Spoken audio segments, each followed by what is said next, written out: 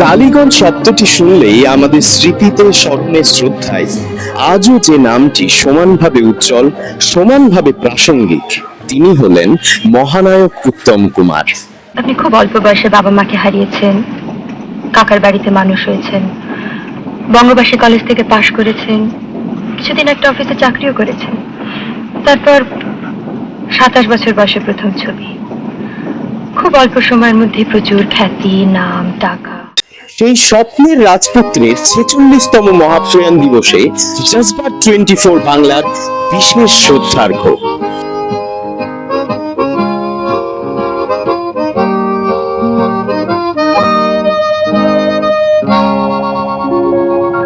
1980 সালের 23শে জুলাই এই টেকনিশিয়ান স্টুডিওতে ভোগবধূ সুন্দরী শুটিং চলাকালীন হৃদরোগে আক্রান্ত হয়ে হসপিটালে ভর্তি হন রূপলী পর্দার একচ্ছত্র নায়ক উত্তম কুমার ওরফে অরুণ কুমার।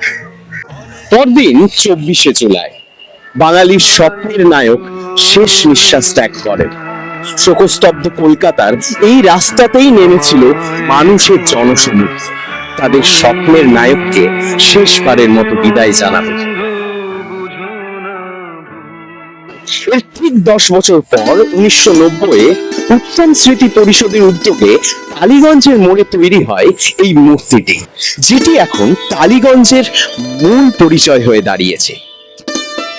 কিন্তু কে তৈরি করলেন এই বিশাল উত্তম মূর্তি? চলুন আজ মহানায়কের 46তম প্রয়াণ দিবসে আমরা সন্ধান করি সেই শিল্পীর। আচ্ছা কাকা, এই যে এই টালিগঞ্জের মোড়ে উত্তম কুমারের এই মূর্তিটা কে তৈরি করেছিল? সেটা আমি জানি না, কিন্তু নাম শুনছিলাম মিঠুন চক্রবর্তী নাকি ছিল মেন উদ্যোক্তা, তারপরে জানি না কে বানাচ্ছে। আপনি কি জানেন এই উত্তম কুমারের মূর্তিটি কে তৈরি করেছিল? না না, আমি ঠিক বলতে পারবো না, আমার ঠিক আইডিয়া নেই। আমার এখানে 30-35 বছর আজ ধরে আমরা বলতে পারবো না কেউ তৈরি করেছে। এটা যতদূর জানি বামফ্রন্টের আমলে হয়েছিল, এটা বলতে পারি। আচ্ছা দাদা, আপনি কি জানেন যে এই উত্তম মূর্তিটি কে তৈরি করেছিল? উত্তম মূর্তি যতদূর আমি পড়েছিলাম কোন একটা জায়গায় নিরঞ্জন প্রধান বলে কেউ এটা তৈরি করেছিলেন। আমি জানি না আমি ঠিক কিনা, মনে হচ্ছে নিরঞ্জন প্রধান। নিরঞ্জন প্রধান হলেন বিশিষ্ট ভারতীয় বাঙালি চিত্রশিল্পী ও ভাস্কর। ওনার শিল্পকর্ম বাংলা তথা দেশের সীমানা ছাড়িয়ে বিদেশের মাটিতে শোভা পাচ্ছে।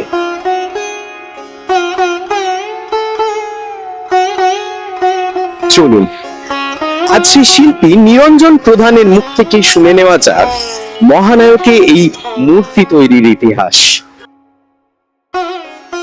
আমাদের সাথে এই মুহূর্তে আছেন বিশিষ্ট শিল্পী নিরঞ্জন প্রধান।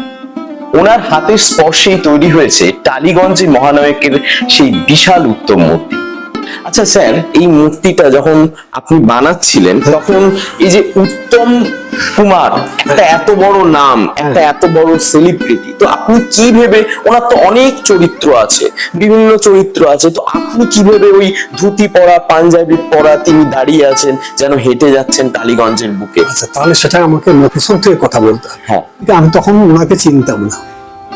আচ্ছা, তিনি করতেন কি, তার বাড়ি থেকে এসে নদীর কাছে তিনি কিন্তু ঘুরে বেড়াতেন, সেটা তার নিজের আর কি, মানে এটা হচ্ছে তাকে করা, তিনি ঘুরে বেড়াতেন।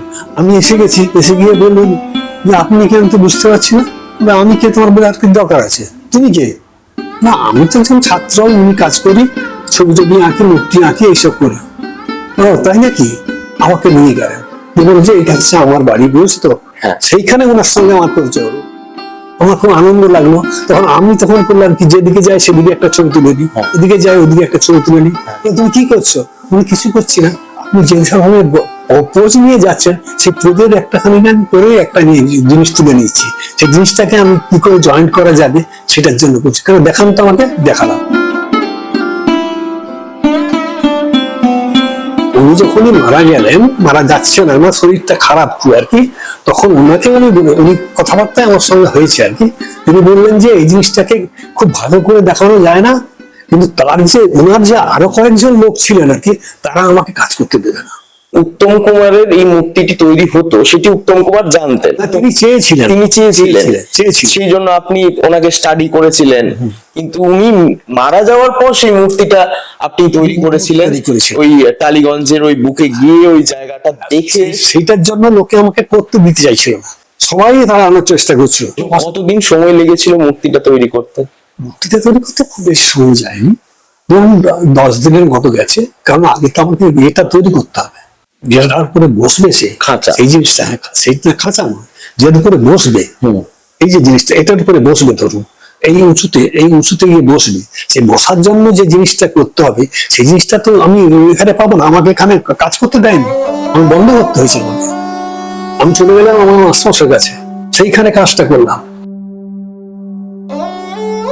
মাস্টার বললেন যে আমি লোকের দিয়ে পাঠিয়ে দিচ্ছি, তুই চলে গেলাম ওখানে। আমি ওখানে গেলাম, দল ভরা লোক, মেয়েরা, কাতারে কাতারে লোক, আর যে দেখে আমি না আমার নিজেই তখন নিজের মুখটা ভেতরটা যেন মনে হচ্ছে আমাকে আর কিছু করতে পারবো না, আমাকে কোথাও পালিয়ে এরকম মনে হচ্ছে ভেতরে। সত্যি তো তাই, কাতারে কাতারে মানে ছেলে মেয়ে সব একেবারে এসে হাজির হয়েছে, যারা করতে দেবে না বলেছিল তারা সব পালিয়ে যেতে বাধ্য দিয়ে আমাকে দেখা গেল যে আপনি মাঝখানে থাকুন, এখানে দাঁড়িয়ে উপরে উঠে যান। সেইখানে উঠে আমাকে কথা বলতে হলো ওদের সঙ্গে। আপনারা কিছু মনে করবেন না, আমি বলতে পারি যে এই জিনিসটা করার কিন্তু আমার সার্থক হলো, আপনাদের আসার জন্য আমি কিন্তু নিজেকে মনে করছি যে আর আমার কিছু পাওয়ার নেই। এবারে আপনি এই জিনিসটা আপনাদের জন্য রেখে দিয়ে গেলাম, আমি থাকি আর না থাকি যেন আপনারা এটাকে রাখতে পারেন। আজও মহানায়ক তার প্রিয় টালিগঞ্জের বুকে দাঁড়িয়ে আছেন শিল্পী নিরঞ্জন প্রধানের ভাস্কর্যে। আমরা এতক্ষণ তারই ইতিহাস শুনলাম। যতদিন বাঙালি থাকবে ততদিন মহানায়ক বেঁচে থাকবেন বাঙালির মনে। সেই মহানায়ক উত্তম কুমারকে শ্রদ্ধা জানানোর এক বিনম্র প্রচেষ্টা করলাম আমরা। ধন্যবাদ, ভালো থাকবেন।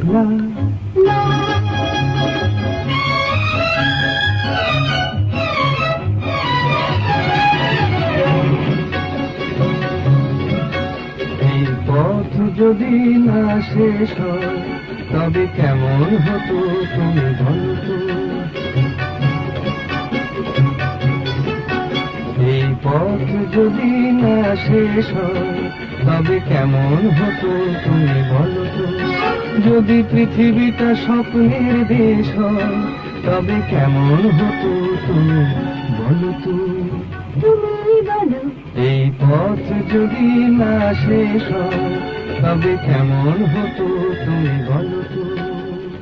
লা লা লা লা লা লা লা লা লা।